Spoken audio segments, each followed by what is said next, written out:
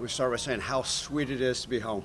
I mean, wow, the credit, this is not to sound funny, goes 100% to our fans. They're the ones that won that game, that final drive. I'm gushy, I'm giddy about how great they were. You want to talk about what it was, 32,000 or 132,000? That last drive, what they were able to do as a crowd, it's been a long time since I've seen something like that. So credit to them. They showed up, they showed out. It started with the title walk. It's just a fantastic way to celebrate the city, right? We talked about, with the celebration of the 901, and I mean, I can't say enough great things about how wonderful that crowd was. So they get credit for the win. I was proud of our guys' perseverance throughout the game. It was not always pretty. We have a ton to work on. We know that. But we showed some flashes of life. We got to continue to be more consistent. And that's one of those things that we're going to continue to preach as we go back to work tomorrow. Get healthy and find ways to continue to improve our game in so many facets. Offense, defense, and special teams have to find ways. But what it did show today, again, is our guys are continuing and willing to battle. And it doesn't matter what it looks like. That's one of those things about this team, and we can hang our hat on that we'll continue to fight and give everything we have. Credit to Arkansas State. It's a fantastic football team. Well coached. They played very hard. They got some fantastic players. Credit to them. They didn't win a lot of football games. But I was proud of our guys tonight, just with more than anything, the way they just kept fighting and finding a way to finish. That's the reality of college football these days, finding a way to finish, because the ebbs and flows of a college football game, there's so many ups and downs, and our guys found a way, no matter what it looks like. Early on, right, I told you guys we wanted to be more consistent running the football. It showed up in the fourth quarter. I guess that's when it matters, right? And find a way to end the ball, in the game with the ball in your hands, right? Defense getting that stop, and then what we said, and then Seth Hennigan continues to play at a high level. Continue to find a lot of weapons, right? Caden Prieskorn, the guy that I talked to you guys about prior, stepped up in a big time way. But overall, great team win, but a lot of things to work on, and looking forward to having a great crowd here next week versus North Texas.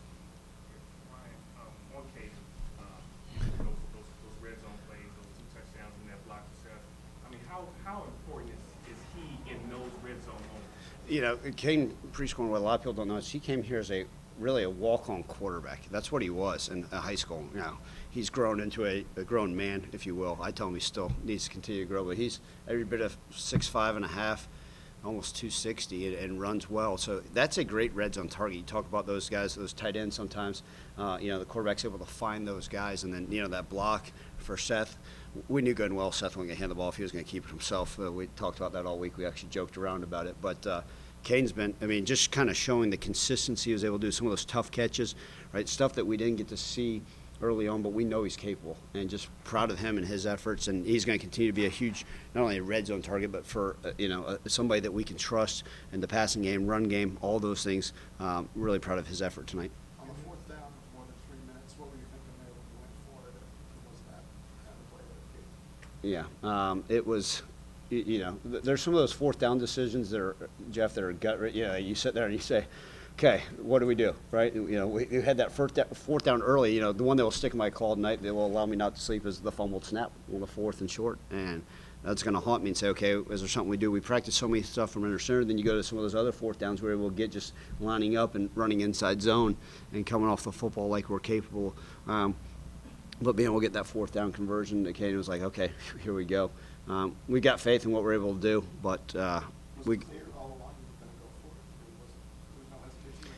Yeah. Timeouts, I think, still? Yeah, I think we knew we were going to have to go for it. It's just one of those things that there's analytics that are involved in a lot of stuff, but reality, sometimes I just got to use my head coaching gut and see what the heck I think's best. And I've got full faith in our guys to go out there and execute it.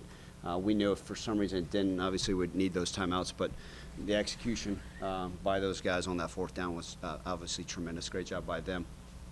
Did you come into the game expecting to be going for it all 4 downs as much as you did? I don't know what to expect going into every game. They're all battles. And, I've talked about this over the years. I think, now going in my third year, I'm certainly going to continue to learn a lot as a head coach, but we're seeing more and more teams in college football that are being more aggressive on fourth down. And one, it's having faith in what our defense can hopefully do, what the offense go out there and execute it. And then you start to look at it, and I'm not a big stat guy, but you say, okay, well, if there's a 65% conversion rate, does that make more sense? And then some of those also where we were, where the ball was in the middle of the field, right? You pooch one, okay, is it going to be a net gain of 25 yards, is it really worth it, or is it worth the risk reward in doing that stuff? As we got closer, you're able to gain a little bit more confidence in our kicker, who's doing a nice job. So I think moving forward, we're always going to be, okay, if we go for it on fourth down, does it make sense? And a lot depends on how the feel of the game. But we got great confidence in our offense, and then if it doesn't work out, then our defense will be able to go out there and get the stop. Ryan, you guys have had some playmakers now in the last 2 weeks, whether it's Skates, free scoring obviously now, 3 touchdowns in 2 games. Jay, obviously, too. 2 things. One, what does it say about these new guys starting to kind of find their way here? And second question, between Ducker and Skates, it seems like the transfer portal has reaped benefits so far for you guys. I think, I think, right, it's just like with anything. Proud to see so many guys, and I talked about our depth, right? And I think that was one of those things we talked about in the preseason. I really like, this whole roster management, I'll get back to the transfer portal, is building equity and depth, whatever the heck that looks like, and hanging on to it, right? And so finding those guys, right? Depth at wide receiver, seeing different guys step up, right? You guys would say, well, the first game, you really didn't target Skates much. The second game, you only targeted him on a few plays. Okay, he was able to step up today in a different variety, right? Now he's got to own the darn football. He can't put that ball on the ground. But it was great to see him. We know he's an explosive weapon. Jay Ducker, right? Seeing some good things. But in turn, right, we talked about how good Brandon Thomas was. Being able to count on him to own the football in a 4-minute situation. Like last year, you told me to put him in on 4 minutes. I'd say, yeah, no, thanks. Let's find somebody else to do that. So a huge trust in Brandon Thomas. Then all of a sudden you go back, there's an 18-year-old out there carrying the ball, right? Sutton Smith. He looked pretty darn good too. So now all of a sudden you're sitting there saying, okay, they got Caden stepped up. Wait a second. Now there's a true freshman, Sutton Smith, playing running back. Oh, but by the way, Brandon Thomas looked pretty good. Jay Ducker looked pretty good. Asa Martin, we were able to continue to sprinkle in and do some things here. So now all of a sudden you look at that along with all those other things, we feel like we've got good depth at good positions. Going back to that question, we're always going to be cognizant of everything that we're going to do, whether it's in recruiting high school guys and continue to develop high school guys. I'm always going to hang my hat on the development of high school guys. And I don't read the media, but someone's going to say, why the heck do you keep bringing this up? We still have a very young team, right? Probably now 75% sophomores and younger. That's still those high school guys. But those transfer guys are stepping up, and it's been fun to watch. We've got to continue to ask a lot of them, and we'll continue to keep our eye on it in recruiting just like we will with everything else. So is it fun now seeing, again, you mentioned the depth and everything, but is it fun now seeing that depth produce instead of just talking about the depth? Now you can see that depth showing what you believe in. The fun came in the win, but yes, Evan, yes. The fun, absolutely. I mean, it's that's when the fun comes in, because I was not having any fun until that clock got 00. I mean, so, but yes, it's good to see what it is. It shows the belief in, okay, we're going to continue to develop that depth and be able to see it produce, absolutely, because I can sit here up here and say, hey, we got depth, we got this, and you guys are saying, well, Ryan, where the heck is it? And to be able to see it show up on a night like tonight in a full quarter game, I was proud of that.